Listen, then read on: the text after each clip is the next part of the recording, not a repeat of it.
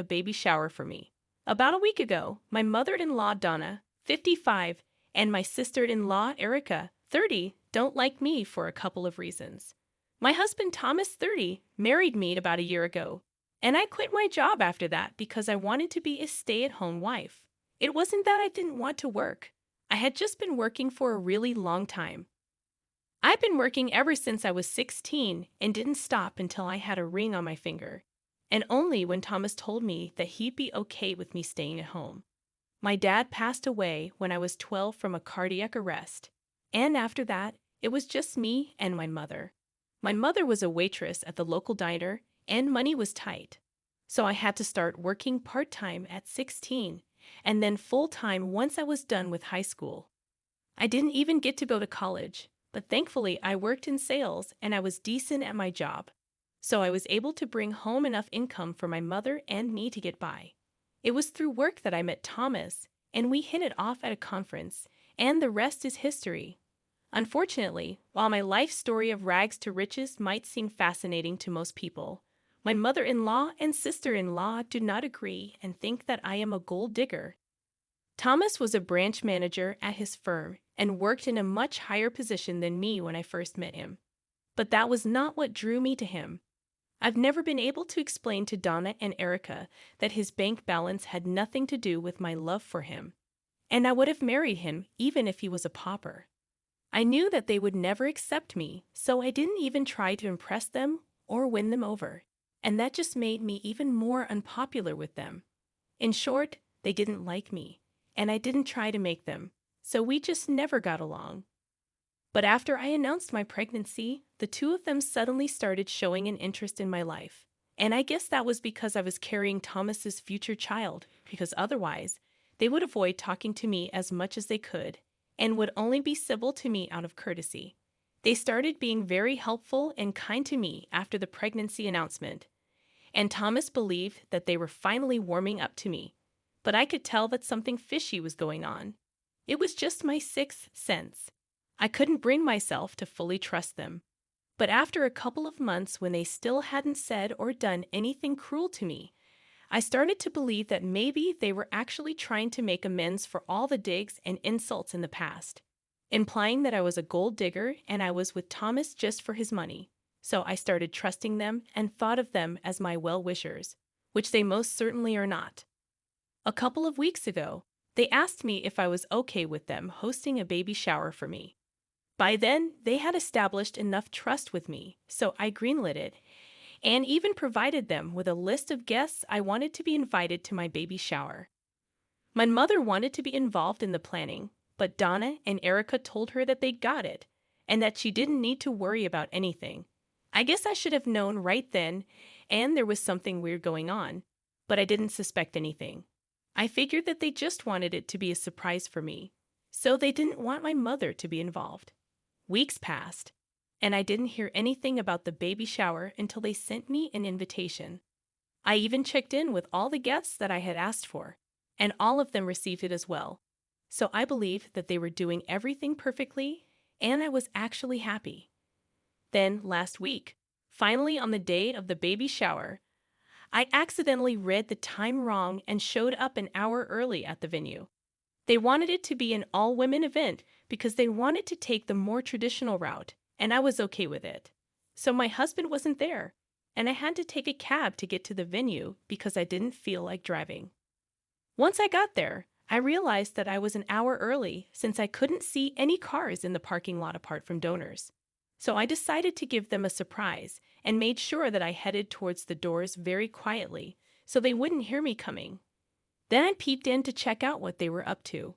I saw them casting a video on a screen that they'd set up, and it was just the two of them having a go at me in the video, saying the most horrible things about me and then laughing. I could tell that the video was from quite a while back because in the video, Erica had blonde hair, and she only had that shade around the time of my wedding. So I guessed that this video had probably been recorded at that time. I was horrified at the things that they were saying, and I couldn't believe that they were playing this in the place where they were supposed to host my baby shower. One of the things that Erica said was that she knew for a fact that I'd probably get pregnant within the first year of my marriage, so that I could really tie her brother down, and he'd never be able to escape ever. And even if he tried to, I would always have the child support and alimony to look forward to. And then the two of them laughed in the video and also in real life. I couldn't take it anymore, so I decided to enter the room and confront them about that video. They were pretty startled to see me and tried to stop sharing it on that screen. But they didn't know that it was already too late, and I'd seen everything that they didn't want me to see. I asked them why they were playing that video and when they had even recorded it or why. So Erica tried to explain to me that this was a roast video that they had recorded from my wedding. But they didn't actually get to play it because Thomas threatened to cut ties with them if they pulled off something like that. And honestly, good thinking on his part because I wouldn't have been able to tolerate this at my wedding. I know that roasts are meant to be funny, but it's only funny when people who you love are the ones roasting you. Not so much when you know that the people saying terrible things about you actually mean those things. And I knew for a fact that Erica and Donna meant every single word of what they were saying in that video. They tried to tell me that they had included the pregnancy joke so they could play it at the baby shower and pass it off as a joke, since now Thomas couldn't have a say in this. Then they told me that the intention of the video was to show that this is what they used to think of me back then when I first married Thomas. But now I was really a part of the family. They had accepted me, and apparently, they even had a big speech planned after that video where they were going to tell me how much they loved me and what I meant to them. They said that the intention of playing this video was to show how far we had come as a family. But I didn't buy it. I stormed out of the place, called Thomas, and demanded that he pick me up and take me back home. I explained everything to him on the phone, and since he already knew what video I was talking about, he got everything instantly, and I didn't have to waste much time. After I was done with the phone call, Donna and Erica came running out of the venue after me to convince me to stay and kept asking me to forgive them. They didn't consider how I would feel on watching this video.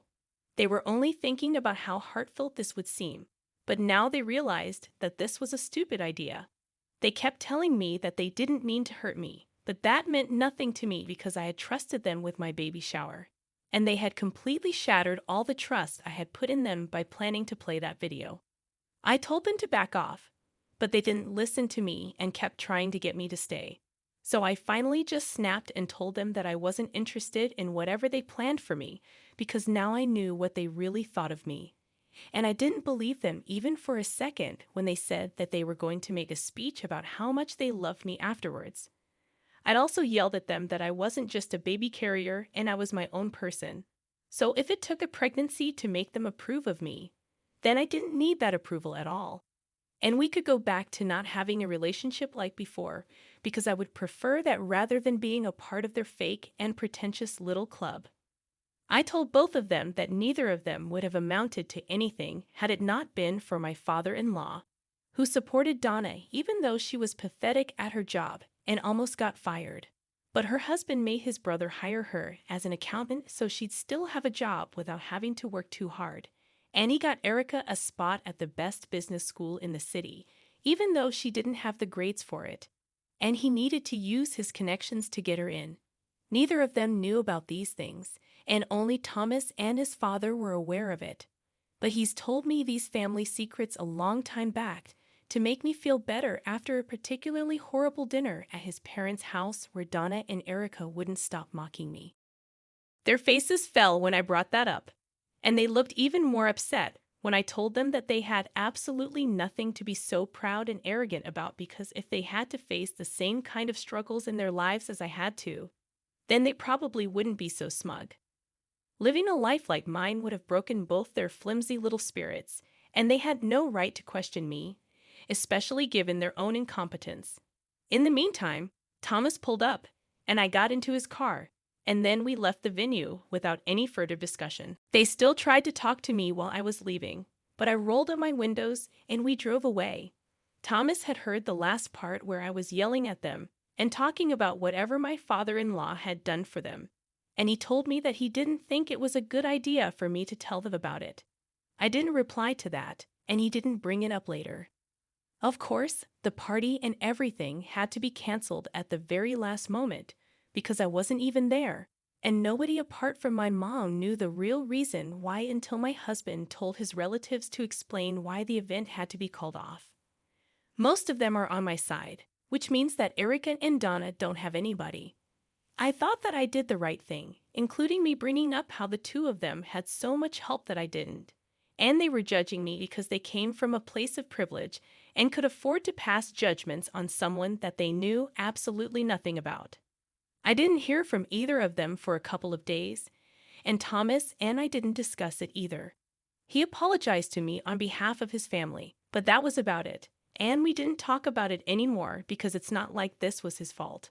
However, a couple of days ago, I received a letter from my father-in-law, Raymond. We usually get along well, and he didn't have the problems with me that his wife and daughters seem to have. But this time, he was furious because of the secrets that I revealed to Donna and Erica. He told me that it was absolutely not my place to tell them about something like this, which he had decided to keep from them for so long for the sake of their own self-esteem. Now, I hadn't done all the work that he had put in, and both of them were totally miserable just because I decided to make them feel bad about themselves and get back at them. I tried to defend myself by telling him what they'd been planning to do, and I believe that what I said was completely justified because they'd been picking on me for years before I finally snapped. He told me that he could understand that I was upset, but it was still not my place to bring that up, and he was extremely disappointed in me. We haven't spoken since then, and when I try to talk to Thomas about it, he says that he has nothing to say. But I think he is dodging the question because he feels the same way as his father. So I decided I was not going to apologize to Donna and Erica because I really don't think I said anything out of line. They've been picking on me ever since they met me, and this time I finally decided to snap at them and let them know exactly what I thought of them. They can't always get away with everything that they say and do just because Thomas and Raymond believe that this would make them feel bad about themselves. Over the years, there have been several instances where the two of them have ganged up against me and made me feel bad, but nobody's talking about that. So why is it such a big deal if I do the same thing to them that they've been doing to me for years? I also told Thomas about how I felt because I sensed that he agreed with his father. Now I couldn't care less about what Raymond thinks, but I need my husband to be on my side. So far, he's always maintained the peace of the family by telling me to ignore whatever his mother and sisters say. But I feel like he needs to realize that I'm his wife, and he needs to stand up for me. I told him that he cannot have this diplomatic approach to things between me and them anymore because that's unfair to all of us, and he needs to pick a side. I was afraid that he would disagree with me or fight with me over this, but he agreed wholeheartedly and even apologized to me for being too scared to do the right thing. He confessed that he was afraid that if he stood up for me and fought with his mom and sister, he would be ostracized from the family, and they mean a lot to him despite their behavior. So he was afraid of standing up for me. But he did realize now that he had a duty towards me as well and couldn't just always expect me to suck it up and keep ignoring every little thing that they did just because I was stronger than them. It wasn't fair to me, and he'd come to the conclusion that he was going to cut his family off. I was touched because I know what family means to him, but I guess now it's about time that there are some real consequences to Donna and Erica's actions, because I still haven't forgiven them for whatever I saw in that video, and they haven't even apologized to me or reached out to me after I left that day, which is fine by me because I don't want them to do that either. I don't think it will fix anything, and it will probably just piss me off even more. Some of you in the comments said that I was overreacting because it was just meant to be a roast, and they were going to make it up to me by giving a heartfelt speech afterwards. But that means nothing to me. I'm sure that there are a lot of better ways to show your love to a heavily pregnant woman at her baby shower than a roast video, especially when you know that they meant everything that they said, and they're not just kidding. So I don't think that I'm overreacting. This is the perfect reaction. I didn't even ask them to host it for me. They were the ones who offered to take over, only to let me down in the end. I feel betrayed and hurt, and that's not going to go anywhere. So now that it's been a week since the baby shower incident and we haven't been talking to Thomas's family, I thought that things had finally cooled down a bit. But I guess Erica isn't okay with that. I hadn't blocked anybody because I honestly just forgot that we could do that. So I got a text from her early this morning where she started off pretty well and apologized to me because they hadn't thought things through while preparing for the baby shower. But then she said that she wanted an apology from me for both her and Donna because she believed that what I said was out of line. I could hardly believe the audacity to ask me for an apology after what I saw that day, and especially after the way they'd been treating me for the past couple of years. They never even gave me a chance and just assumed I was a gold digger without bothering to even get to know me. At least the things that I said about them were true. Erica said in her text that it was not my place to say things like that about them, and even if they did come from a place of privilege, it was none of my business. Which was just so ironic because they'd always made it a point to remind me where I came from. And now these were the same people saying that it was none of my business where they came from. To them, my being poor was an actual problem, and they just couldn't accept the fact that I didn't come from a financially wealthy background like they did. They felt free to criticize me for it all they wanted to, but now that they're getting a taste of their own bitter medicine, they don't like it. I treated that text as a joke because honestly, what was I even supposed to say to that? It was a ridiculously entitled and tone-deaf thing to say, which is what I expected of Erica, so I'm honestly not surprised. I know they wanted an apology, and I probably should have responded with something snarky or mean to put them in their place, but it just didn't seem worth it. If I replied to them, that would just lead to more, and that's the last thing that I needed. So I ignored it because Thomas was right. The only thing that I could do was ignore them and hope that they would go away. It's kind of sad because I actually believed that we were becoming friends over the course of my pregnancy. But evidently, I was mistaken. These two idiots are too stupid to actually be friends with anyone apart from like-minded idiots. I haven't told Thomas about this yet because he hasn't come home from work. But as soon as he does, I'm going to fill him in and see what he has to say about Erica sending me this text. We haven't been discussing them at all ever since the last update, so I think it's been a couple of days now, and it sucks that I have to bring it up again because I know he's hurting. However, I have no choice, and I know that we have to talk about this and come to a conclusion about what we can do about it because when the baby comes, I don't want us to be fighting over what we need to do about his family and whether they should be allowed to have a relationship with the baby or not. We have to discuss it, and we have to talk about them. My last update was just a couple of hours ago, and it feels funny to be back so soon. But this is important, and I need to talk about this, so here I am. Thomas and I talked about Erica and her text after dinner. Once he was well rested and well fed, I asked him if he thinks they should be allowed to see the baby once we have him because at the rate things are going with his family, I don't think I want to stay in touch with them. I want to make no contact, at least until they actually come to their senses and apologize to me. He thought about it for a while and then told me that it was my call entirely because I was the one that they'd been disrespecting all along. So now it was up to me if I wanted them around the baby or not. He said that while he personally would want to stay in touch with his family and try to work things out between us to clear the air eventually, he knew that it was not his place to make that decision for me, so whatever I say goes. I thought that it was pretty sweet of him to leave it completely up to me, and he did have a point too. Thomas also mentioned that I was the one who was pregnant. I was the one going through so much, and so it would be his duty to make sure that I'm well taken care of because right now, his new family is his priority. So he left it up to me what we should do about his family. I told him that I was going to take some time to think about it and then let him know eventually. It's too soon for me to come to a decision right now. Update 4. I guess I made my decision. I don't think I'm going to allow Thomas's crazy family around me or my child anymore. I was willing to give them the benefit of the doubt, but now I know that they are incapable of change, and I don't want my baby around them in any capacity. Thomas had a day off today, and he was staying at home with me to spend some quality time, which was really lucky for me. Today, all three, Erica, Donna, and Raymond, showed up at the house to have a discussion with me about my behavior.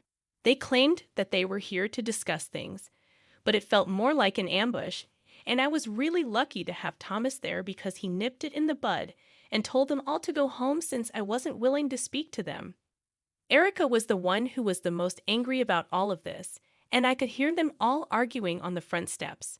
She was telling him that the only reason that they'd ever doubted me and my intentions was because they were looking out for him since I didn't come from a financially stable background. They didn't want him to get stuck with a gold digger, which is why they've been giving me such a hard time. I was furious and almost went to the porch to argue with them myself. But Thomas handled it pretty well and tore them a new one. He called them a lot of names that I don't want to repeat here, told them off, and even informed them that when the baby was here, they wouldn't be allowed to see any of us because they were disrespectful and were blatantly crossing all boundaries possible. After a couple of minutes, Raymond intervened and told Thomas that he was cutting him out of the family until he came to his senses and divorced me because I was apparently leading him away from them. And then they left. Thomas seemed relieved when he came back to me, and we spent the rest of the afternoon just talking and making fun of everybody behind their backs. So I'd say that this was a great day, and I'm pretty content with how things turned out.